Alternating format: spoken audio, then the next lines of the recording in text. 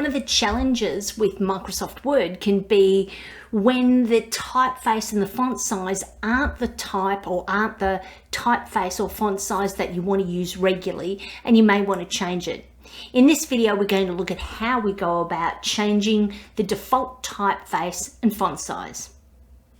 First of all, we need to have a Word document open, fairly obviously. Then we're going to go to this little dialog launcher here. When we click on it, it activates a dialog box. That's why it's called a dialog launcher.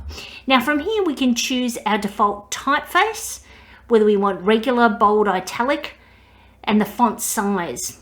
Now from here, selecting these things is fairly straightforward, and it can be a bit of a nuisance to have to do this every time. So one of the easiest things to do is, if your organization has a default typeface or font size and for some reason it doesn't seem to be set when you open up Word, you can come in through the dialog launcher, choose the relevant options, and down the bottom here we have set as default.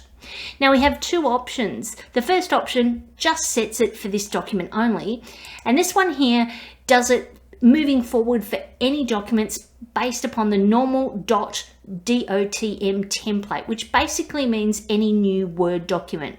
So if I click OK on this one, what it does is now every document that I open up will open up and the typeface will be Arial and 12 points. So that's how you set the default typeface and font size in a Word document.